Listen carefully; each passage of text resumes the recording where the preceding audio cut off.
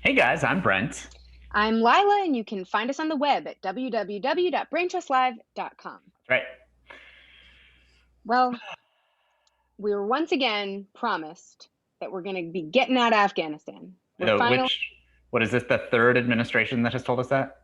I Or the mean, fourth? everyone campaigns on it. And Right. then when we actually get them into office, they're like, oh, we would, but for security reasons, we can't.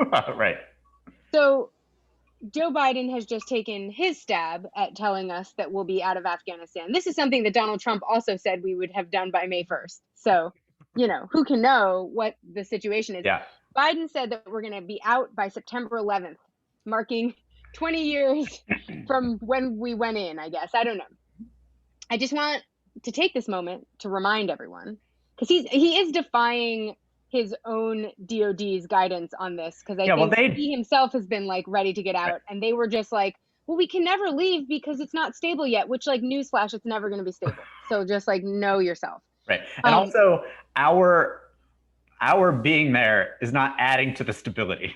right. It would be one thing if we were helping create a stable situation, Right. but instead we're just adding to the like, essentially our presence is like creating new threats that are Yeah, if what we are were making it if unstable. we if we were going to have made it stable, we would have done so at some point along the way in the last 2 decades.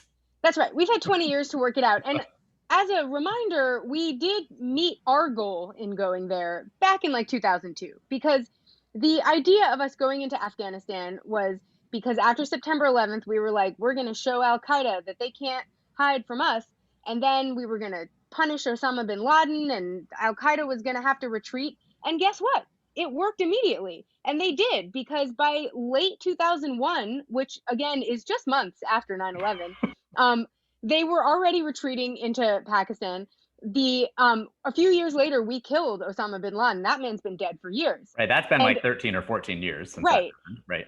And instead, we've just been sort of like waiting until a time that the military feels that our plans, which got reframed after we had already gotten in there, to be that we were going to like bring democracy to Well, that's the thing. I mean, Afghanistan I think like and stability, right. Well, and could be that I reframed think again. is where it gets tricky because to your point, like the things that we intended to like specifically accomplish, we did, but everything else that we are attempting to accomplish is very vague. It's like super amorphous. Like what does stability look like? When can we ever claim that it's stable there?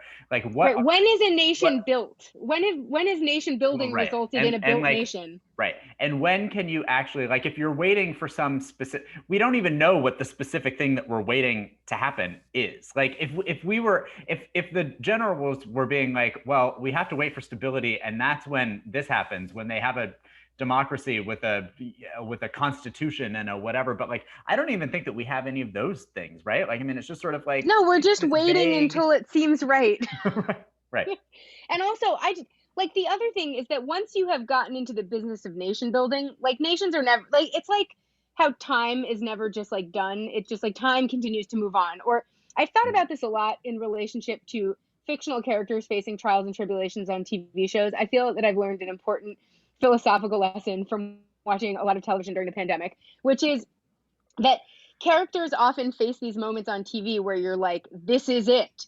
This is the moment this has all been building for. And what do those characters have to do when that moment is over? Just go on being people. That's what is different between TV and film. Is TV characters face that moment once a week, and then at the end of the week, they just start up again. So as much as they've embarrassed themselves and as much as they've got, Yeah, life just continues to roll on. So like there is no moment where you're like, right. Afghanistan is a built nation to the Right. criteria that we determine, and therefore we've done it. Like, we're never going to have done it in Right. Afghanistan. Well, And and the instead, what thing happened is we sent more troops in 2009 right. after we had already not done it for 10 years. And so we've just been not doing it with more people Right. recently. And much like those TV characters, America will find a new thing to get involved in the next Yes, week, right? So like exactly. if the people in the military are concerned that there's not going to be anything for them to do after we pull out of Afghanistan, we We will got be plenty. at war with someone soon I enough, mean, guys. we get into these kind of scrapes all over the place, just left, right, and center. we are constantly finding, and if no one bullies us, we will bully them. So don't worry about us. Right, your jobs are safe, guys. Your At the jobs are DoD. safe. We aren't going to be like firing soldiers. We could potentially get ourselves embroiled in situations where no one has to die, which would be a fun thing, because also like 2,400 troops have died in this weird, ill-fated war that we've been fighting. $2 And trillion down the I was going to say, most importantly, we've spent, I mean, those lives were valuable, but the yes, $2 trillion right. that we've spent in a nation where we don't have access to healthcare was also something that maybe we didn't have to throw at this problem. So, look, I feel like if you're going to have a weird, tiny war after a big terrorist attack, like, think twice. But if you're going to do it, and you get in there and you've succeeded and you have a big boat that says mission accomplished on it or whatever, then, get on out of there and assume that there will be other opportunities to needlessly invade people in the future. You don't have to stay. The Middle East is always in crisis. We can assume that if we have another warmonger president, and we seem to only have warmonger presidents, they can find a way to get back involved. Iran is up to shenanigans right now. Constantly. Exactly. I mean, we didn't need to stay in Afghanistan where we were helping nothing. And now, like, this is like the other thing is now we have created sort of like an institutional crisis where we have been in Afghanistan for 20 years, which is like the memory of like a whole generation, which means that we can't, there was no nation built without us. And the nation has not been built since then, because it's just been nothing but new threats since we got in there, because everyone's mad at us. So like, we destabilized the entire region, and then we were just like in there barely holding things together for 20 years. So we created a dynamic where like either we had to stay forever and there was never going to be a time to leave, or we had to just be like, even though this is a shitty thing for us to do, we have to just get out of here, because we're not helping, and we're also sort of creating this ongoing dynamic where nothing can ever be resolved either. So like, this is like, I think on some level, like, definitely a shitty thing to do to people in Afghanistan, but also like, it was shitty. There were no good choices. We've been shitty. All of our choices were shitty because we were shitty. We were shitty people to begin with. And so like, we can't now make a good choice. So like, we might as well just like get out. And like, stop ourselves from being so shitty. Proactively. In any case, obviously this is Biden's first big like foreign policy like maneuver. But he's been an opponent of us being in there for a long time, and has just like not sort of let it take a back seat. Like, he's just never been that strong on it. I think, we'll see what happens after May 1st, because there's some confusion about whether the deadline Trump set means anything, whether we have an agreement or not with the Taliban. Who can know if you have an agreement with them? But I mean, like, this is also something, and look, I am glad that they are doing this, and I'm glad that Biden is doing it sort of in the face of some pushback from, the military leaders. My guess is that this came out of like some sort of brainstorming meeting as to what to do for the 20th anniversary of 9/11. Oh, for sure. This has nothing to do with how many times have we could do a parade. This? We could pull out of Afghanistan. We can have fireworks. We can, I mean, that's where this came from. How will the White House commemorate 9/11 this year? Yes, exactly. Yeah. This can't be the first 9/11 they've claimed that they were going to pull troops. I mean, Obama was going to pull troops out of Afghanistan. Yeah, of course. We've been waiting to pull troops out of Afghanistan for like a decade, and instead they just send more every time, it seems like. I know. In any case, let's get out of there. Let's do it. Yeah. We're not helping. No. And sometimes the best thing you can do is not help passively instead of not help actively. Sometimes you just need to decide that you are not contributing to a situation. You don't know what will happen when you leave, but you know what's not happening when you stay. Yep.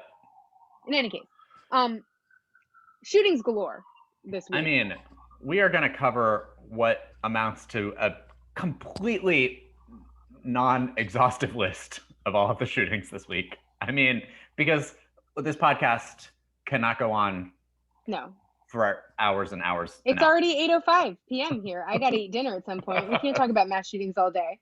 We've had like 4 in like the last 2 days. We had Yeah. one on Friday at a FedEx warehouse that was the most high profile of the of the shootings that we've had recently, I um, mean, where 8 people died, and there were 4 of them were there's like a large local Sikh community there. 4 of them were members of that local Sikh community, so that community is really reeling because yeah. it's a pretty tight knit bunch, and they lost 4 people in this one uh, situation. It's basically is in Indianapolis.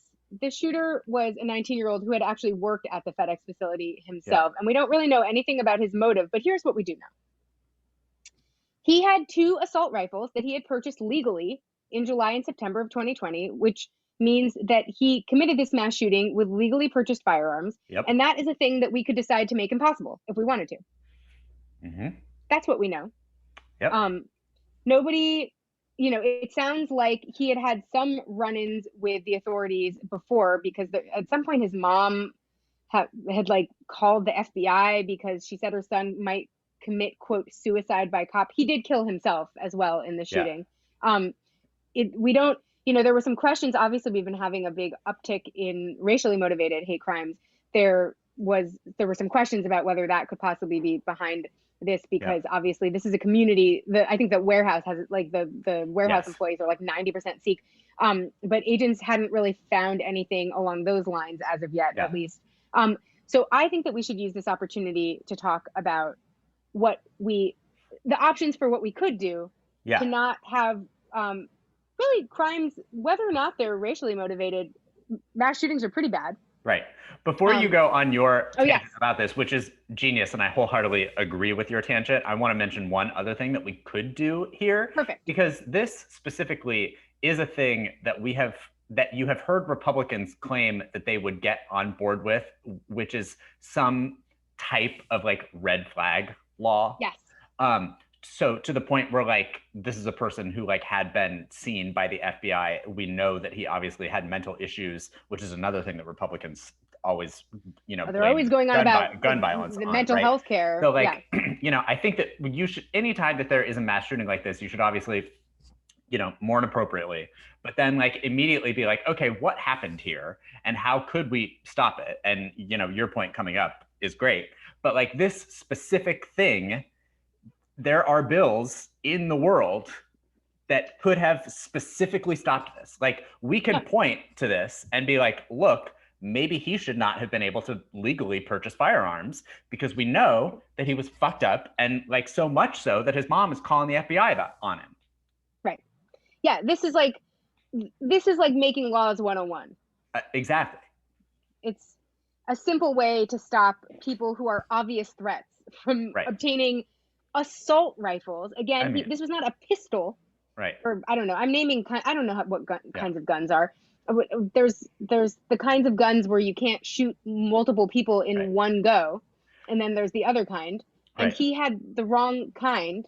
So yeah. Also, fill in the blanks with the words that you know about guns. I don't apparently know any. Also, because this was in Indiana, I feel like we would be remiss not to remind you that all of the shootings that are happening in Chicago are happening by way of guns that have been purchased in Indiana. That's right. Indiana is not only providing the mass shooting guns for their own mass shootings, but also for mass shootings in Chicago, a place that Republicans are always bemoaning the gun violence situation in Chicago, which is bemoanable for sure if you're not talking about the responsibility that you have as a party that could stop the gun train from stopping in Chicago via the Indiana gun laws, or the non-existent Indiana gun laws, which no one seems to be interested in talking about. Yeah. And then, so we've mentioned this before in the podcast, and I now have an additional point to make about it. Yeah. We have talked before about, what can you do in a capitalist, look, we live in a capitalist society like late stage evil capitalism, but whatever.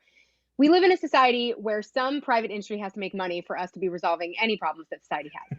We know that about ourselves. And sometimes you have to know yourself, as I have said already on this podcast. Right.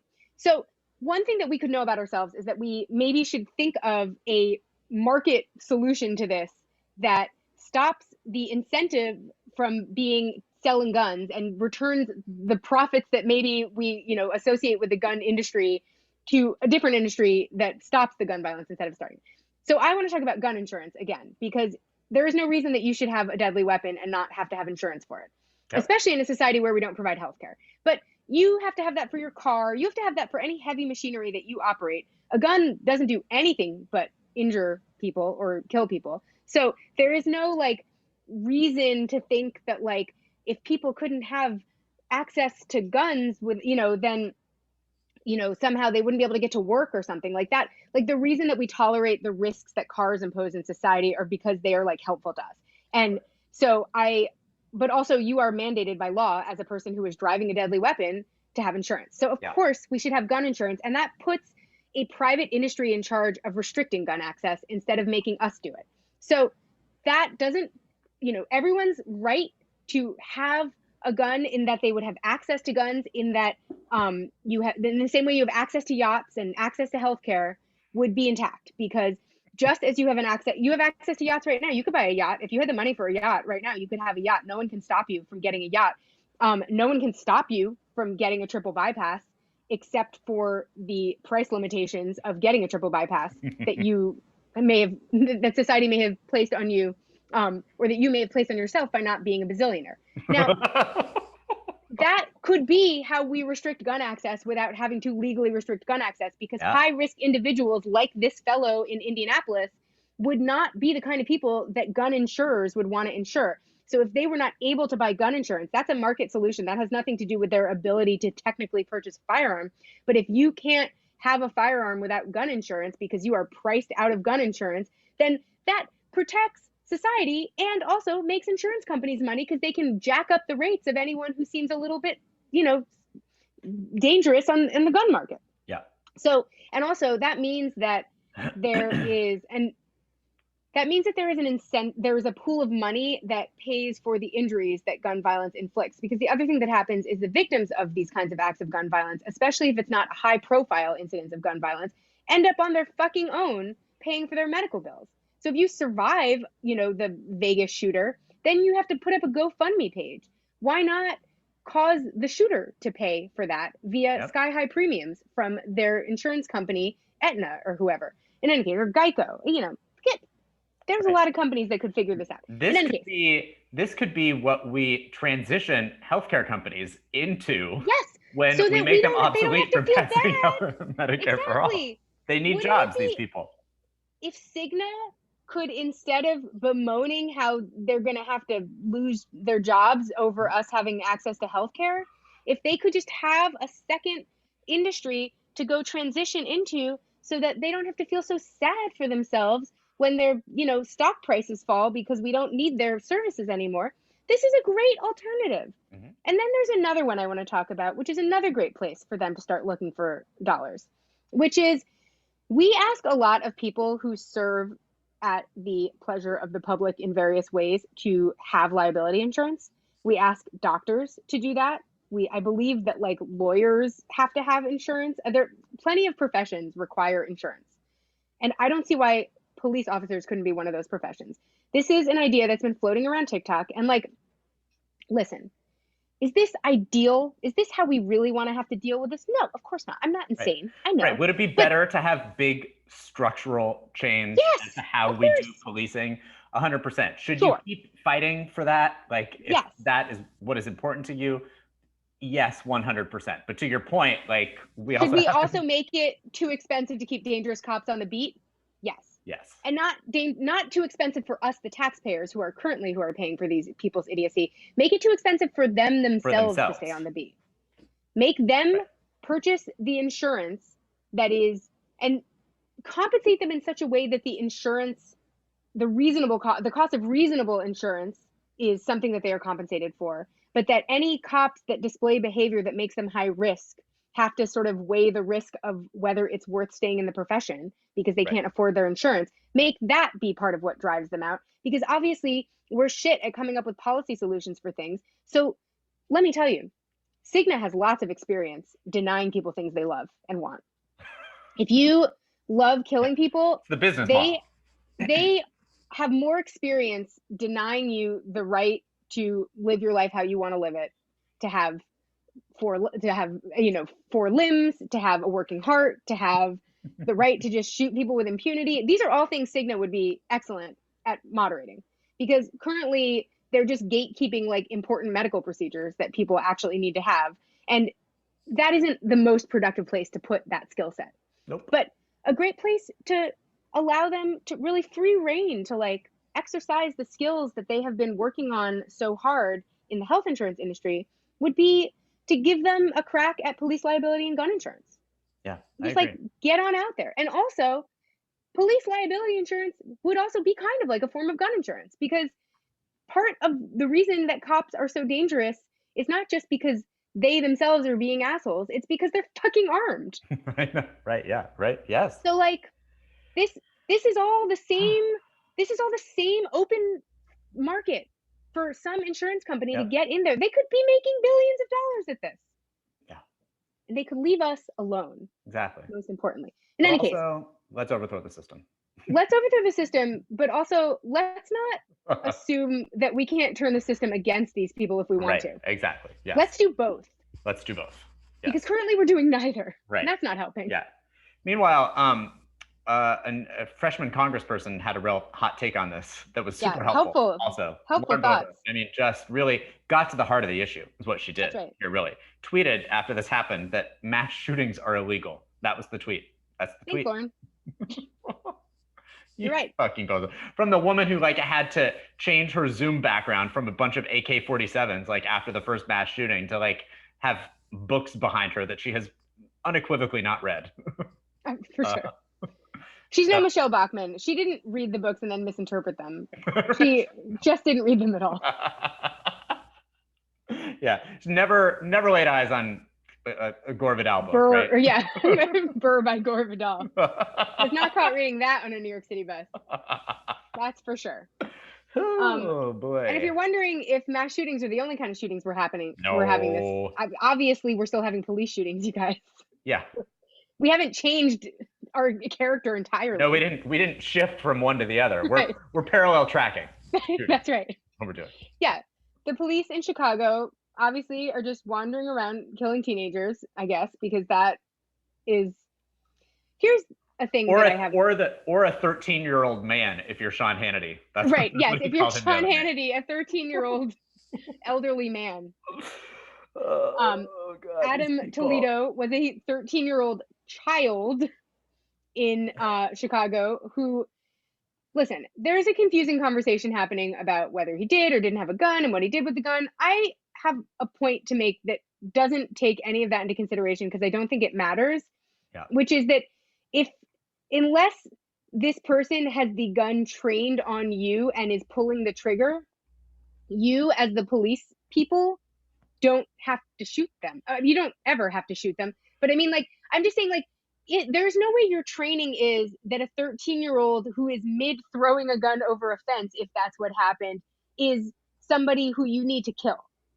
Right. Well, and that's what I think like has been the important learning here. And, it's not something that we should have had to have learned by way of like an actual killing of a child. But, I think the response to this has rightly been to point out all of the, white people who have gone and shot up a bunch of people or shot that we didn't kill, whatever, that were walking around with like multiple, firearms like strapped to themselves that the police just sort of calmly apprehended.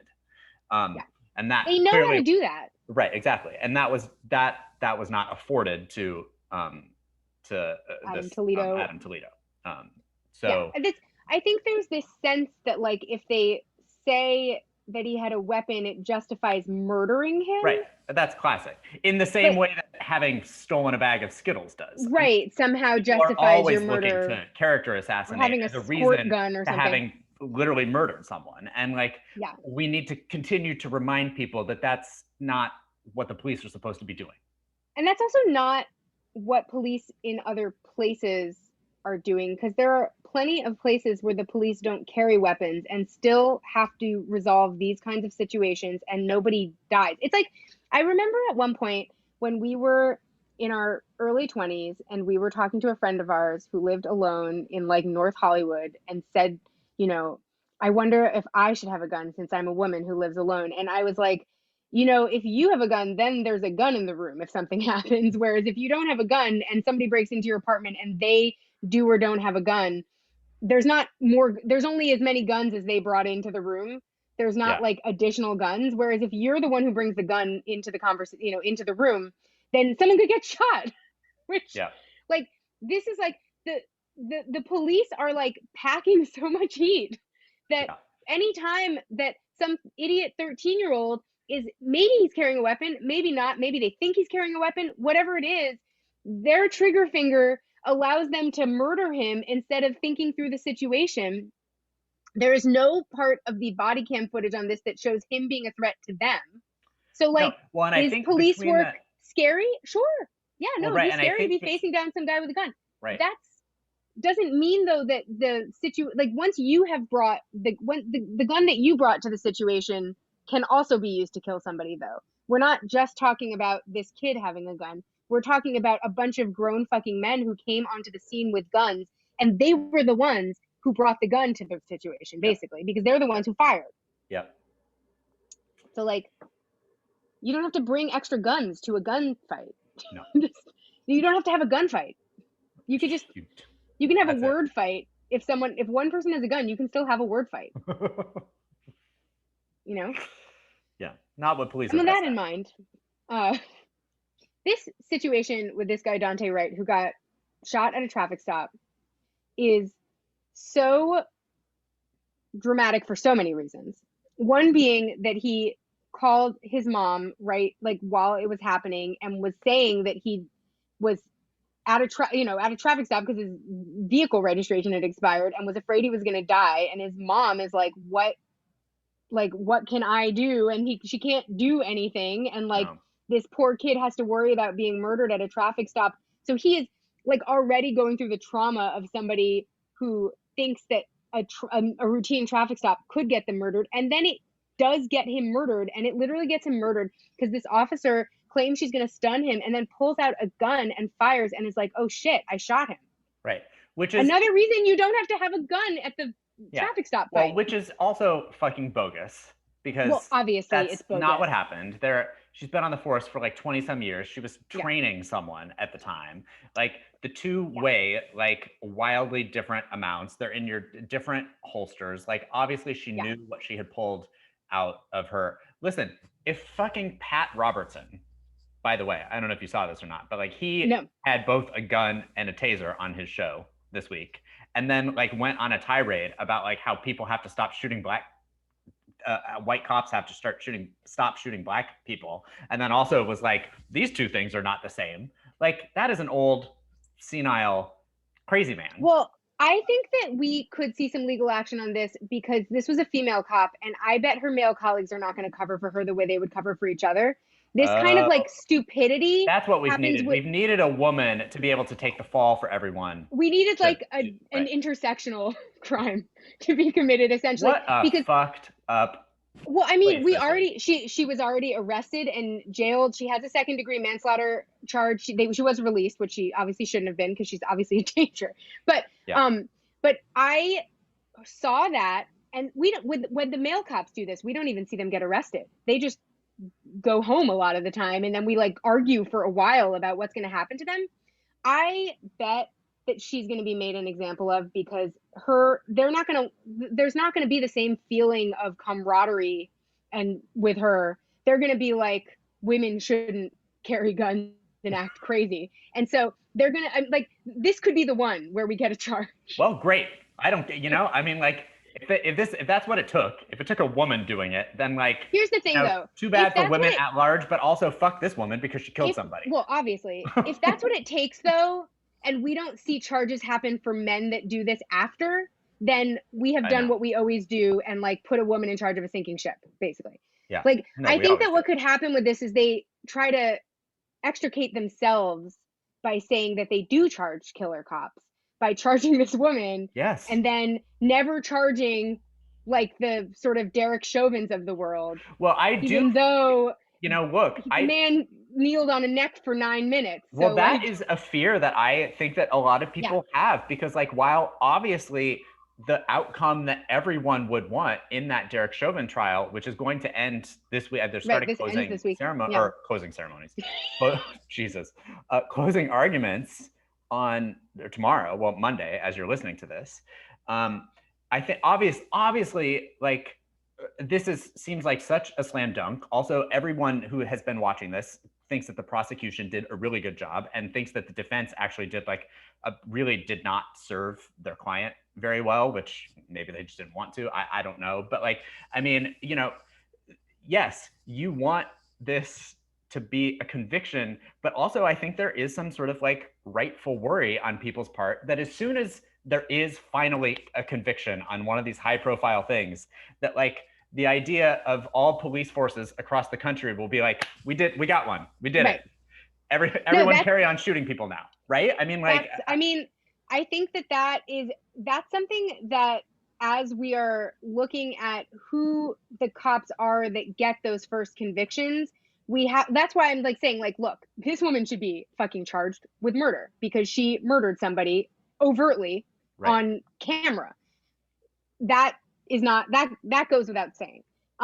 If we decide that she is the one who we're gonna charge, then we have to know that there was an additional there's sort of an additional barrier to entry for her to being part of that killer cops club, and that we haven't actually solved the problem by only charging her. That's right. Yes.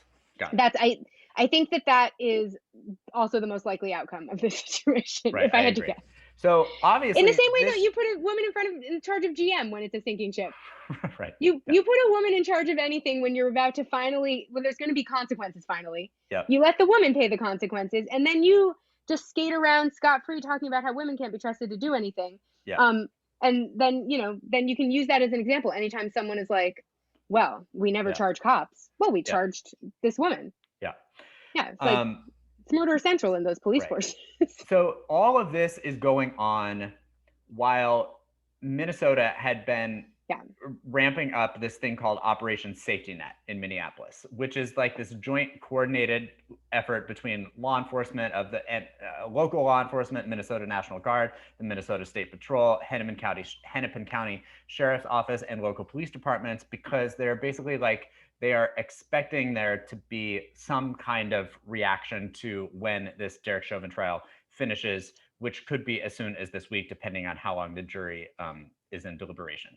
So they've got this plan called Operation Safety Net, but because of all of the protests that have been happening, fucking assholes. I know, exactly. It was sort of initially deployed to counter these protests in Brooklyn Center in response to the Dante Wright shooting. So, shocker, instead of keeping people safe, which was what the supposed intention of this was, which we all could have told them initially before any of this even happened, that would not be the outcome of what it was.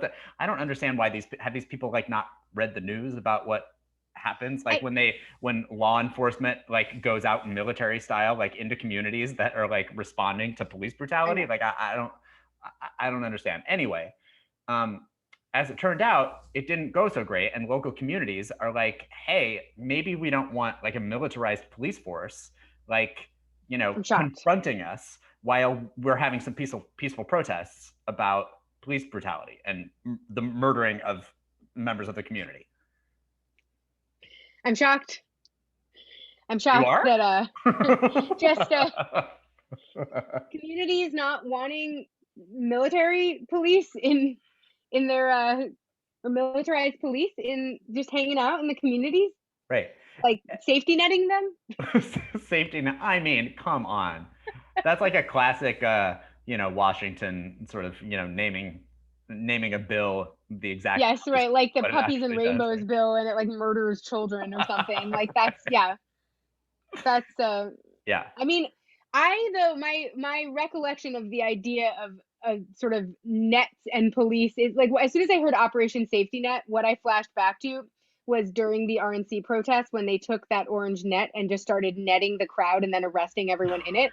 Like it was like a kettling tactic, but like they were using orange netting. Safety net. Right. So I was imagining like a literal safety net in which they determined that their safety was reliant on them netting you. Yeah. Well, let me tell you who they used the net on, whether I don't know if it was a literal net or not. But on Friday, there were all these reports that they had pepper sprayed and detained a bunch of journalists who were covering this. And apparently they actually had done that, because on Saturday, the Minneapolis Police Department had to issue a statement claiming that they would no longer detain, threaten, or rough up journalists covering the protests. They had to issue a statement saying they would no longer do that? Yes.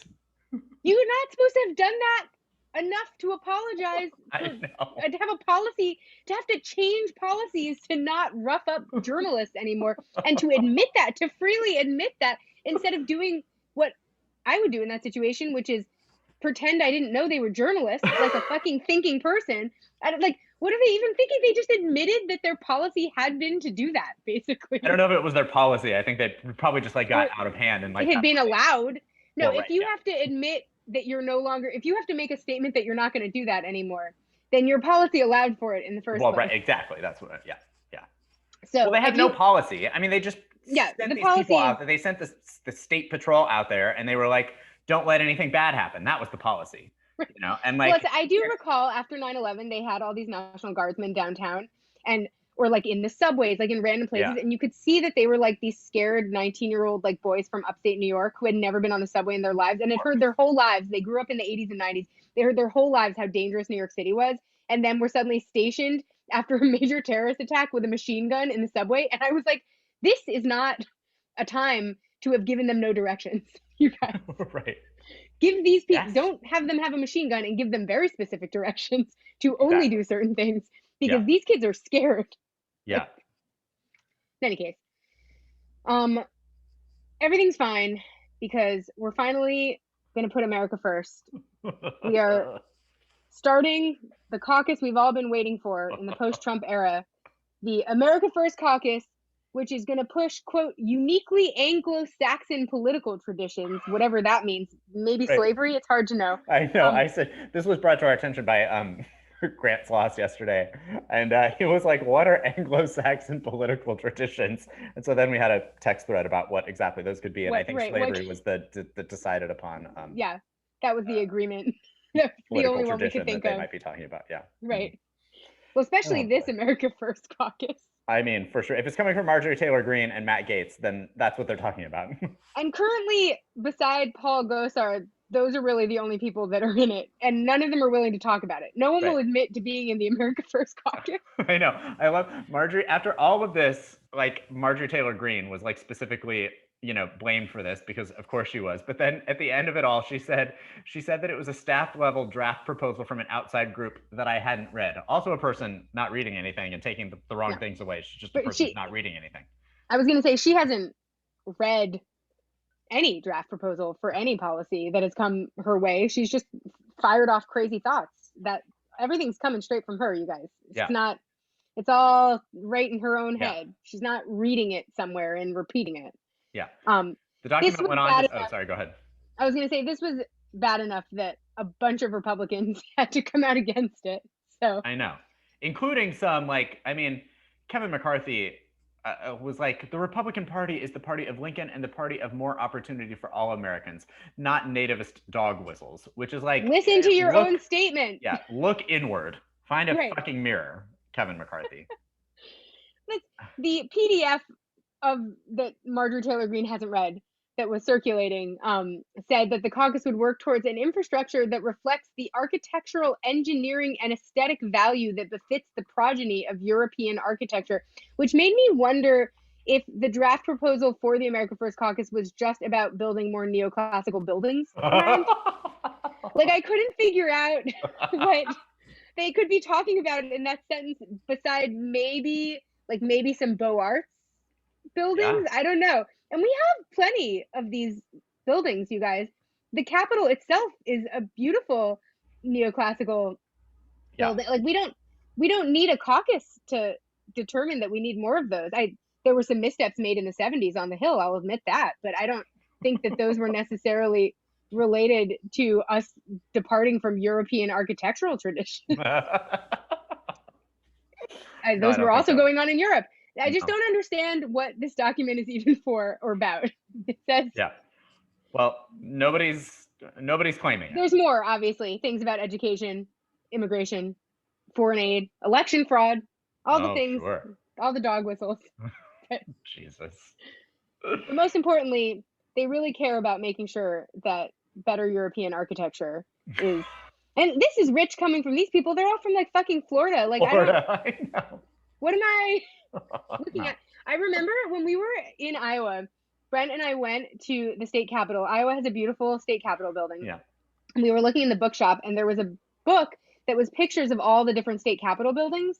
And every state that you would think would have an ugly state capitol building in a country filled with beautiful neoclassical sort of mini capitol buildings. Yeah.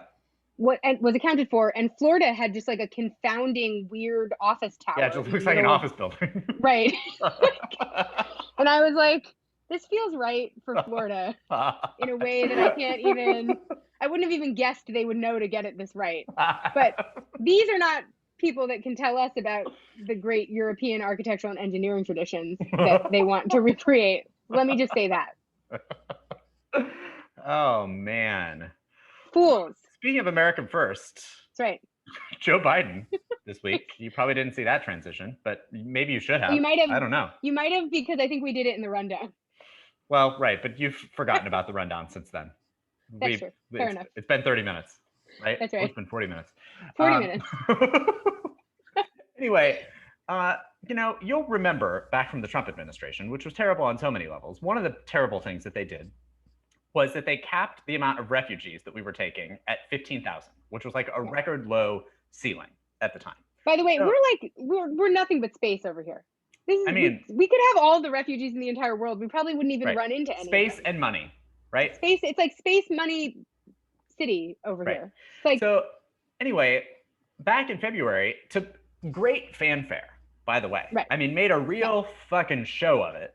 Joe Biden announced that he was going to he pledged an 8-fold increase in the annual cap on refugees that was set during the Trump administration, saying that he was going to aim for a down payment on that project promise as soon as possible, and that I think they were aiming to put it at something like 60,000 people, by a certain point pretty soon. Well, 2 months have since passed, right? And people were already starting to get sort of like a little amped that there hadn't been some sort of policy change on that front, even if it was literally just like an initial, let's take it up to 30,000, right? Or whatever. So much to everyone's surprise, shock, and rage and bafflement and whatever other word, we finally got a fucking policy statement on this on Friday from the White House, which was that they were going to leave it at 15,000. First of all, if that's your plan, do not announce it. Make it the most unannounced information that has ever been unannounced. Don't even write it down. Yeah. Not changing a policy doesn't require any work. So you don't have to do anything to announce it. You can just never do anything and then assume that people will ask questions and you'll be like, we're doing it later. Yeah. Don't announce this plan. Right. Well, and besides the fact that everyone was just immediately outraged, literally across the entirety of the political spectrum, you would expect to get a statement from AOC about this, right? But they came from so many other places, which we'll get to in just a second.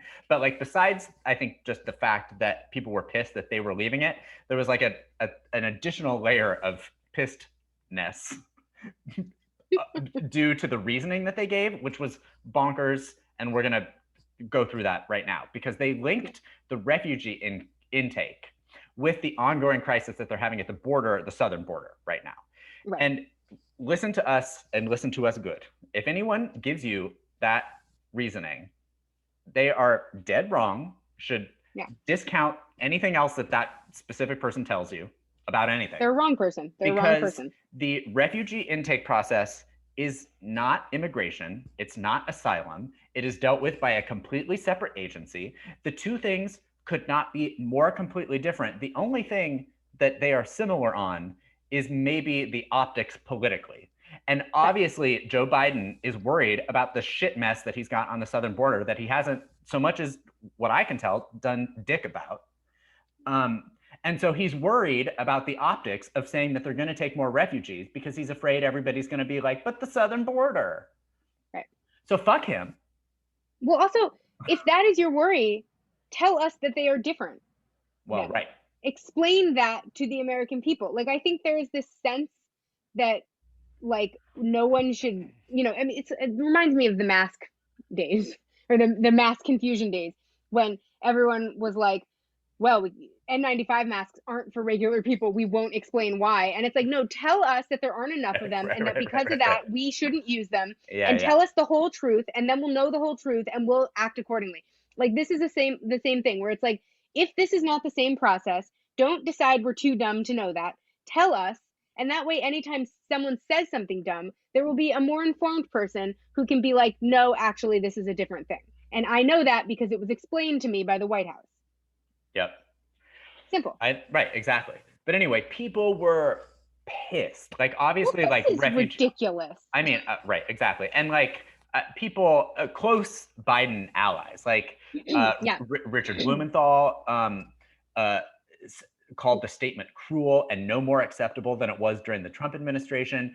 Dick Durbin said the Biden administration refugee admissions target is unacceptable. These refugees can wait years for their chance and go through extensive vetting. 35,000 are ready, facing the greatest refugee crisis in our time. There is no reason to limit the number to 15,000. He said, say it ain't so, President Joe. Even Rob Portman said, I would Yeah. increase the refugees cap from where it was in the Trump years, and I would make the asylum system work as it should. Ilhan Omar said, there are simply no excuses for today's disgraceful Yeah. decision. AOC, completely and utterly unacceptable. Pramila Jayapal, unconscionable.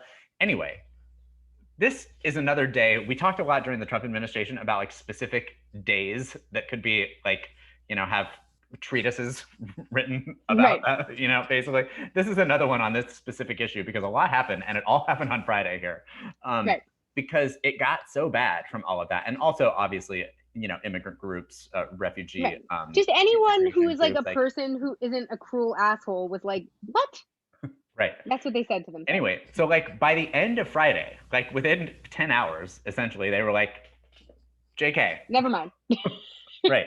But even in their sort of like apology and reversal, they continued to piss people off because she said that Jen Psaki said that the order that they had issued had been the quote subject of some confusion. And then she said that Biden would actually set the final cap, which sets the refugee allotment through the end of September by May 15th. And that while the White House expects it to be higher than Trump's ceiling, it is unlikely to rise to the 62,500 that Biden had put forward with some fanfare in February. Why put that number forward? Right.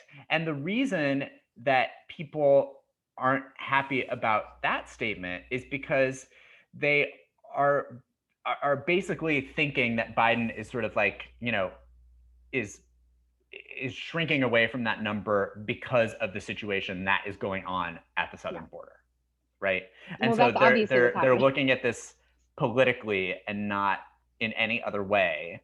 And so Yeah. in looking at it politically, I mean, they were literally leaving, tens of thousands of refugees who, as I can't remember, Blumenthal or Durbin said, have already been vetted. We know are safe to Right. come here, like are literally waiting on a ticket to come here. I think multiple people were thinking that they were going to be able to come because they thought that this number was going to be increased. Like I think there have been sort of like anecdotal stories about like various women who were pregnant that were like wanting to be able to like escape to have children here, or become not escape. Well, yeah, escape. I mean, Yeah, escape. They're right. refugees. That's what they're doing. And so there's like all of these people have just been like literally up shit creek for like the last couple months, and it's all just because there's a mess at the southern border that nobody seems to be fixing. No, this also, I feel like looking at this, if you were looking at this politically, then you would be looking at it through the lens of how cruel it seems. Like, they're not even looking at it politically in the way that you would want someone to look at this politically. Because I feel like, listen, maybe they can have whatever opinion they want about whether this is a necessary thing for us to do, but it's a cruel thing for us to not do. Like, politically speaking, this just makes you look like a cruel asshole. It does. So like that's not great politics either. No, it's not. It's sort of like, if it's something that also complicates an issue where our cruelty is also the problem, then announce what you're going to do about that cruelty. Don't just like shrink away from the whole situation because it's all been too cruel to do anything about. Like, I think that, I don't think, at least among Biden's voters, that there is like a sense that we, should not be looking, especially as we have caused shit to happen all over the world in the last 20 years that has had, ripple effects on entire regions. I don't think that there is like a big movement inside of his own, constituency to limit our refugee numbers. I think people are eager to expand those numbers because they feel like we have some responsibility for a lot of the situations that are causing refugee crises in the first place. And that includes the crisis at the southern border. Well, I see why they're worried those will be mixed up because those are refugees too. sure. But that doesn't mean that they can't address both cruelties instead of deciding to address neither, which seems to be their plan. And I think their decision to address neither, I think to besides the fact that they are cruel, right? I think the reason that people were like so mad was that it is these two specific issues that really, at least toward the beginning of the Trump administration, really were two of the key issues that made Democrats decide that Trump was an unacceptable person to be president. And not just Democrats, like so many people across the country. I mean, independents, some Republicans. I mean, it was this. So to come out and then not have a great plan for what's going on at the border, and then also decide to not change what was already a historically low number with the number of refugees that we're going to take, I think just really, to your point, I was just such a bad move politically because and this is one of the most unpopular. So gross. It's one of the most unpopular Obama era policies was their deportation policy. Immigration policy has been a problem. Like they saw how poorly that played under the Obama administration. Right, and we knew, I mean, to a certain degree, we're getting what we bought with him on these issues. I mean, if you paid attention to what was going on, as you just mentioned, in the Obama administration, certainly if you listened to any of the times that Joaquin Castro took Joe Biden to task in any of the Democratic presidential debates over Joe Biden's terrible immigration policies, you would know that, yes, I'm glad everyone was mad, and yes, I'm glad everyone changed their position, but like, don't go around acting like you didn't know that this was what you were getting. Yeah. This, I feel like, is one of those weird gaslighty moments, though, where like Joe Biden is being Joe Biden in this moment. Yeah. And we have been seeing him not be Joe Biden because the situation was just so extreme when he took office that he couldn't actually afford to be Joe Biden. But now everyone is like, what is this president that we got? Because they were like feeling fine about Joe Biden because he wasn't acting like himself. And now we have to remember that this is he passed a $2 trillion COVID relief bill, and now he's back to the exact things that he said he was going to do on immigration. Right. Exactly. When someone tells you who they are, believe them. There it is. Yeah. In any case, so they've halted Johnson & Johnson. Moving on to vaccines. Because 6 people got brain blood clots. They were all women, and I guess they were all younger. I had thought they were older. I had a whole joke worked out that now I can't use. I think they were maybe not young, but I don't think any of them were like... They were medium aged. Yeah. What it's led to is a lot of TikToks from Canada making jokes about people wanting us to send them vaccines because Canada is really fucking it up. I don't know what is going on in the rest of the world, but it is a mess out there, you guys. I know. It is not a good sign if we are excelling at something that no other country is excelling at. That is just not, that's when you know that things have been mismanaged. Yeah. There's no world in which, but I actually think, I've been thinking a lot about this, and Brent and I have been talking about like what to do about this as the public health experts that we are. Mm-hmm. And I think one of the things that I think is maybe hampering the rest of the world's efforts to vaccinate is, some of it is that we just went and bought up a bunch of the supply. I get that. But there is also a part about sort of the bureaucratic process of determining, the order and determining who deserves it. And we saw how much that slowed down the vaccine process here when we were getting really worked up about it. I think that we have to remember that getting vaccinated is a pro-social activity. It is not a personal activity. You're not doing it as you know, as a public health official, your thought is not we should get individuals who deserve them vaccines. I mean, it has been, and that has been wrong. But your thought should be we should encourage as many people to do this as quickly as possible because this is good for society. This is a pro-social Right. activity. And so, is there just, as Brent said, which I think is the right solution here, even though, look, is this going to sound fair? No. Just give the Johnson & Johnson vaccine to men. The blood clots were all in women. Yeah, I agree with you. I mean, like, I think outside of groups that you sort of like have to hold vaccines for that are like either hard to reach or people, Right. who are in communities that like do not maybe necessarily have access to this or have access to the information or through whatever historic reasons have vaccine hesitancy or just healthcare hesitancy in general. Like I understand like the need to sort of like make sure that those communities are taken care of specifically, but outside of that, I really, it's just sort of like anytime any single human is getting a vaccine, like we are doing better than we were the second before that person did not have a vaccine. So, and everyone, not just like if you decide to give the Johnson & Johnson to men, like, yes, maybe the optics of that are not great, but like also women are doing better because of that. So like, I just like the decision to pull them seems like so misguided to me, I guess, but like as the I don't. expert in public health that you are, as we all are. No, I mean, this is something that I've been really like frustrated about for the entire vaccine rollout, because I was frustrated about this early on because I was like, look, is it true that older people personally benefit more from the vaccines? Yes. Are they the ones spreading it though? No. So do more people benefit? Right. It's also true that it is easier for old people to stay in their homes for long periods of time. Exactly. So like, look, if you're in a nursing home, I get that is a priority group. If you're in a group living facility, priority, like totally separate issue. But if you are like thinking to yourself, if you're determining who gets vaccines in a giant, quick vaccine effort by who deserves them personally the most instead of who society would most benefit from getting those vaccines, then I think you're doing it wrong. And I think that this sort of is an extension of that problem, where I get that in normal times, you want to make sure that there is some sort of equity in terms of a distribution effort on a lot of levels, in something like, a large scale vaccine effort. We have to make sure that the flu shot gets into every community. We have to make sure that it's affordable to every community. We have to, I totally understand that. In a situation in which you are literally battling the clock because new variants are coming at every moment, right?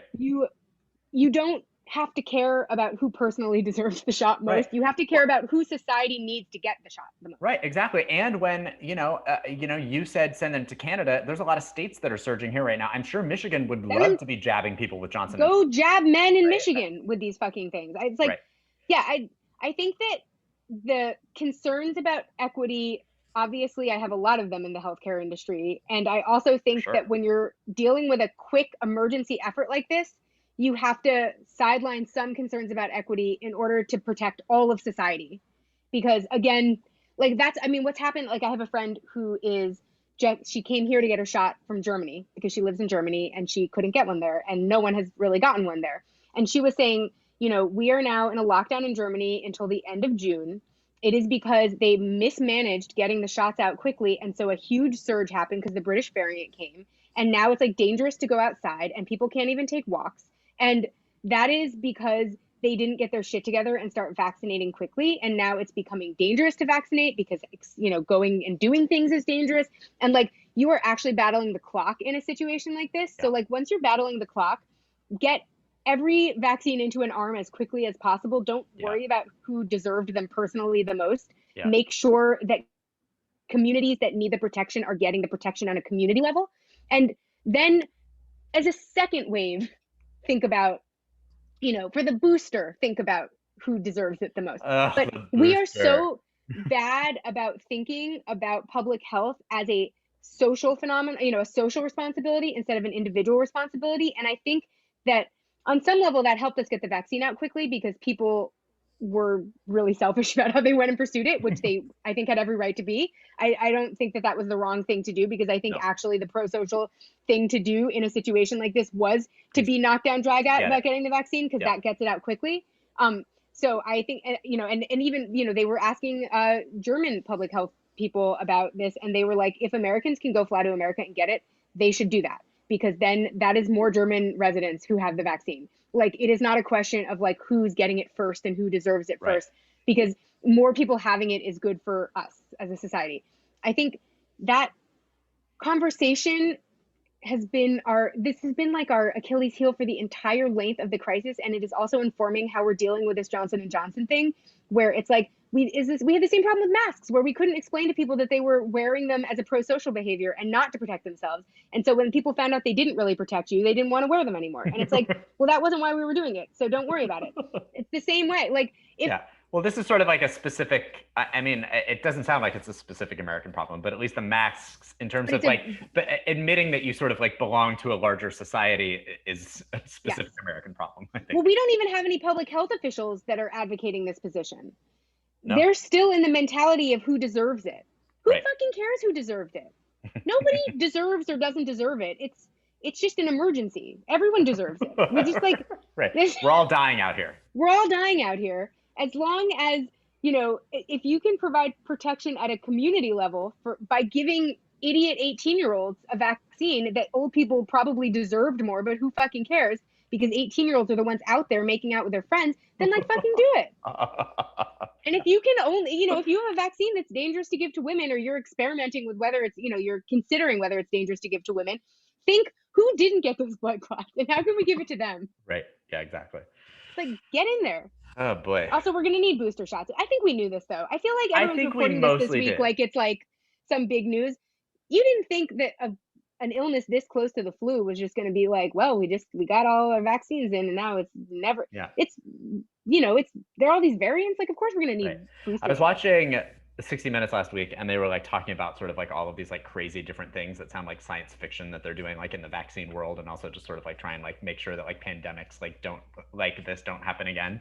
And it sounds like the goal that is not so science fiction-y is to have one shot that would, or at least a series of shots that like would cover both all of these variants and like allow your body to continue to know to produce that response. Right. So, maybe at some point, but yes, I think you're right. Like nobody is, I think people are like, oh God, we have to get a booster. But like, I agree with you. It's like, you have to get a flu shot every year. You have to get even some of these other things that like last for a long time, you still have to like continually get, Well, and like with any of these things, the longer these illnesses don't actually benefit from getting more deadly, they only benefit from getting more contagious. So the likelihood is that COVID will get less deadly and more contagious over time, which is kind of what happened with the flu. These viruses need a host to continue to live. So if they are like quickly killing their hosts, then that is not doing themselves any Who's good. Helped by that? Right, exactly. Not viruses.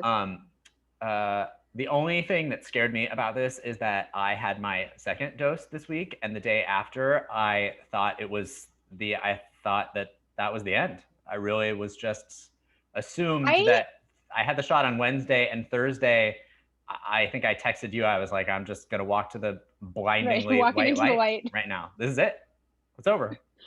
I feel like, though, I felt shitty after my second shot as well, but I felt like it was like an optimistic kind of shitty where I was like, okay, this is like the end of this particular horror in my life. And also like, I'm having an immune reaction. Right. And that's, I was also like, I must have gotten the real shot. This was not a placebo. Because I also had worries that I hadn't gotten the real shot. And once I had full body soreness and a terrible headache, I was like, that has to be a shot. Right. It had to have medicine in it, that shot. Yeah. Right.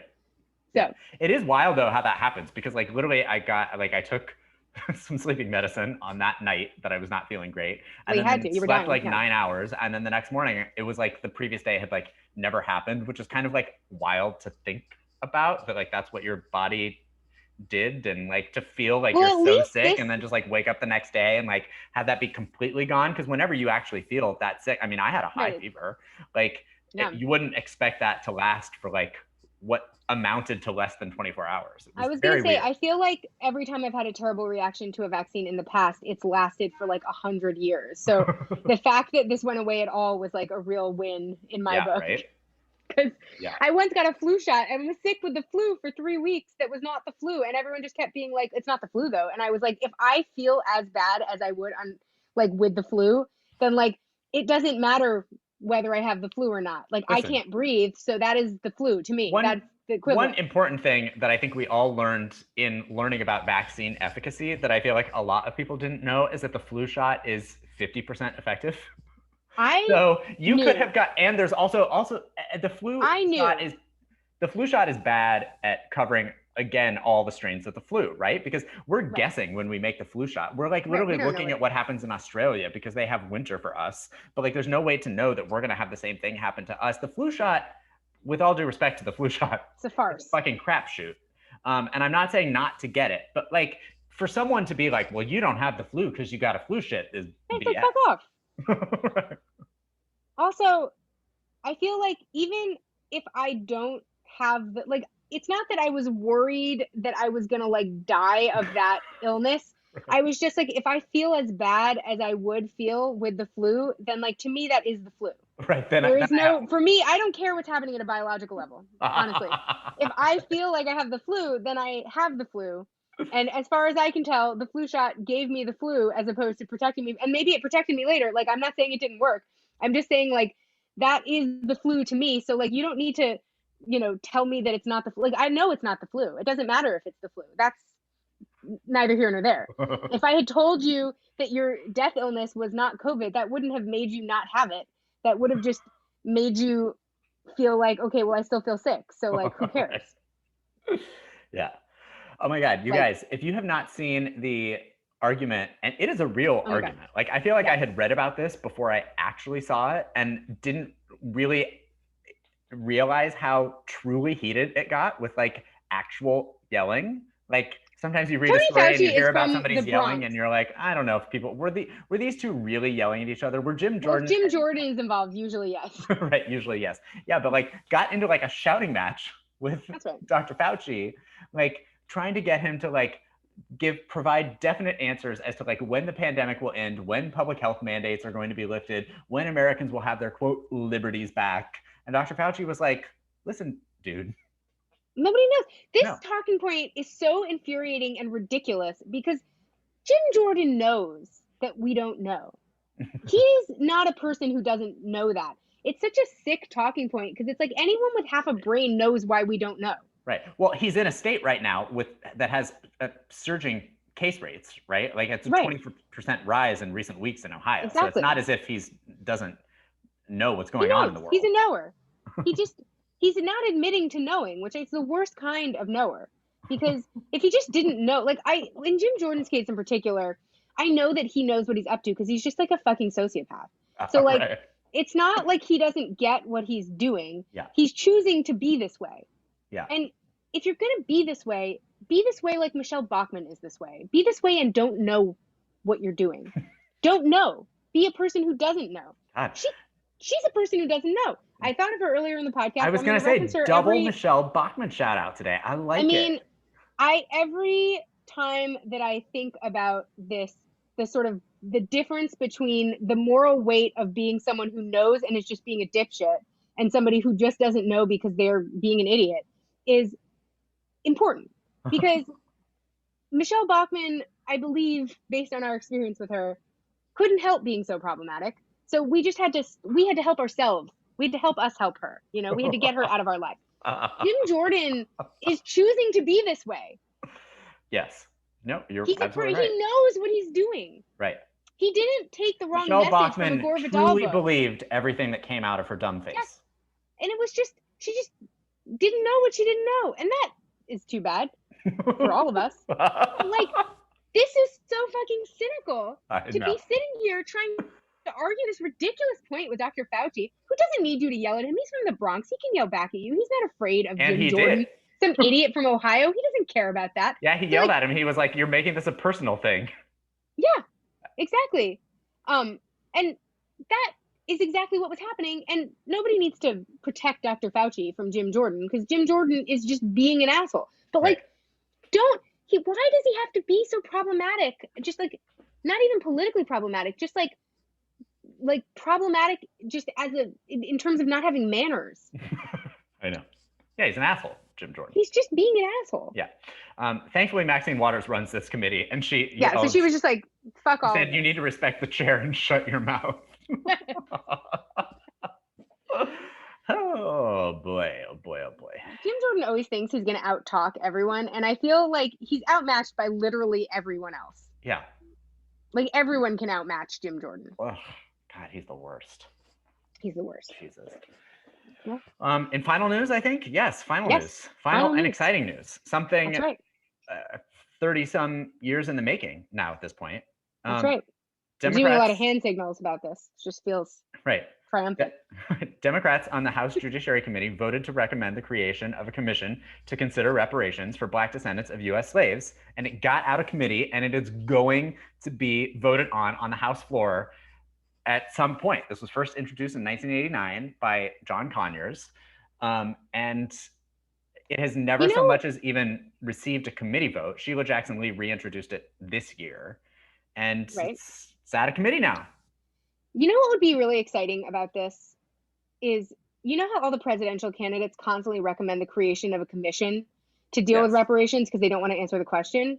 Yeah. I just want to hear what they would say if there was already a commission. I know. Like, what should the commission do once we have the commission? I feel like the opt-out thing, it's like starting a task force. Like, everyone is constantly trying to like pass the buck by starting a commission or a task force, and especially on this issue because no one really understands what shape it would take. Everyone who gets asked about this on the presidential trail just tells you to start a commission. I want them to have to say, I want someone to say to them, we did start a commission. What should the commission do? And then hear them have to answer that question. Right. I know. Well, that's the thing. I mean, like, yes, commissions are often sort of like worthless. I mean, for lack of a better word, but I mean, like, at least let's start one so that we're on the way. That's what I was going to say. Like, at least if you have one, like, they're going to be forced to give recommendations. They're going to like be forced to do studies. Like, we're going to at least like have some additional, you know, not information on this, because I don't feel like, personally, I don't feel like additional information is necessary on this. Like, I mean, you know, it's we have a the no-brainer. information We should be doing this. But you know, there was a presidential candidate who was very in favor of reparations. I know, and I was so afraid that you would bring this up because I didn't want to have to talk about it, but we all know it was Marianne Williamson, your favorite person. And the one good thing that I feel like she brought to the presidential race was that she just came up with a random number. It was like, she started a bargaining. She put a number to this. And instead of starting a commission, she put a number on it. Yeah, she had no interest in a commission. She had interest in writing fucking checks, and God bless her. Yeah. No, I was waiting for everyone else to have to come up with a number. I was just curious what numbers everyone would come up with. I know. Instead, they all told me to start a commission. I know. Who knows whether this will even pass through the House? It certainly is going to be tough in a 50-50 Senate. Who even knows whether Joe Biden will sign it? I mean, let's be honest with He's not famous for his love of progressive but one point politics. Right, I know. One point I want to make on this is that, like, obviously the Republican response has been the same response for since this bill came to be, and also since we've been talking about reparations, which has been for hundreds of years now at this point, is that no one should be forced to pay compensation for what they have not done. Paying reparations would amount to taking money from people who never owned slaves to compensate those who were never enslaved. And to that, my response is, no, it fucking wouldn't. Because what will never happen in this country is that we are not going to specifically institute a tax on white people to pay reparations. And also, this just goes to my broader point that I feel like I have been attempting to drive home on podcast after podcast over here, is that your tax dollars are not actually what are paying for things. Right. And I want to, that is going to be, I feel like my new, it's April already, but like, that's like my new your old one goal is to get people to understand that we do not have to have a tax to pay for a thing. No. So if this is the right so if reparations is the right thing to do, which it is, then we can just do it, and we don't have to pay for it other than telling the Federal Reserve to start sending out checks to people. And we know that we can do that because we just did it 3 times. Also, I believe that I have come up with a good compromise policy on this very point, which is Yes, you that have. if they don't want to do that, and listen, just do that. That's so much easier than my idea, but whatever. If they don't want to do that, then just take the portion of rich person money that no one could ever spend or use and just Yes. recirculate it. And then Right. you could recirculate it to the descendants of enslaved people. I agree. And then you would have, that would be back in the economy. You know whose hands it would end up back in? Everyone's. It wouldn't, Yep. it would end up in everyone's hands, because I agree. people who live in the world have to do things like shop at grocery stores and, you know, buy books or whatever. I mean, like, people do stuff with the money because they are not so rich that they can't find the money. So just take the money that you know Jeff Bezos will never find in his bank accounts because he doesn't Right. have the ability to spend that. That's not money's not creating value, and just recirculate it to the rest of us. I And don't agree. even tell him. Don't ask him. I just saw a headline that I did not read further on because it enraged me too much, but it was a headline about how Elon Musk might become the first person to be a trillionaire. Oh, Jesus Christ. So I agree with you. Like, I am You never don't need not $1 trillion. saying to tax rich people. I am always saying to tax Oh, of rich course. people, because like that sort of, I think, gets at sort of like the income inequality things that we have. And taxing rich people can pay for things. I'm not saying it doesn't, but I'm just saying that we don't have to. Yeah. We don't have to. I like yours as What a I'm compromise. saying is the money is there. The money is and there. It's not Yes, I get being it. used. Totally. It's like 100%. having money in a warehouse that Right. no one can get into. It's Right. like how you we can when we you can do find both out- of our things. Yeah, we can do all of it. The money is just sitting there waiting for us to decide that, as a society that determined that money was going to be a stand-in for bartering, Right. that it doesn't make any sense to have it stored in a warehouse elsewhere. Right. That we could just bring it back so that we are able to barter with each other as we were supposed to with the money. I should have been an economist. The problem was that I didn't understand anything about economics, and I hated every economics class that I took, and I believe it's a fake subject. But given that it's a fake subject, I don't see why I can't declare myself an expert in it, which I have just done just now. I'm an expert. I think America would be much better served by people running the economy who had not taken a lot of economics courses. Well, all they tell you are lies in economics classes. That, according to my grandfather, who was an economist, who knew the economy was fake, you know, it's all made up. We made up the whole thing. All the rules are invented. We can invent new ones. We can change them. We can take money from Jeff Bezos and just put it back into the economy without even telling him about it. Yep. He's not doing anything with the money. The money is just sitting there. Yeah. You can't spend that much money. You should only be allowed to have an amount of money that a person could reasonably spend. If you would have to work 24 hours a day, every day for the rest of your life to spend the money that you have, then you have too much money. Yep. And that is what I would like you to take away from this podcast. And we will be back next week with more theories, more economic theories. Yeah. I wonder, I feel like one thing I would like to do is name the policy I'm proposing so that we have a way of referring to it in shorthand and we can tweet about it. Yeah. So that, I want to tweet at Stephanie Kelton about my idea. Right. If you're sticking with the theme of what we stated earlier on the podcast, your policy should be something along the lines of like giving extra money to rich people. Right, exactly. the extra wealth for the wealthy. Right. Even though you're doing literally the exact opposite of that. That's right. Yeah. Yeah, the Wealth Act. We'll call it the Wealth Act. It'll make it sound like it's giving everyone wealth. We'll come up with an acronym that makes no sense, that it's like with, you know, eating apples. We'll come up with an acronym. We'll get back to you on it. We'll get back to you guys on it. It probably won't have eating apples in the final. We'll workshop probably it. Not. That's not going to be the final draft. If you have ideas, tweet them at us because we obviously need the help. Yeah. Bye, guys. We'll talk to you next week. Bye.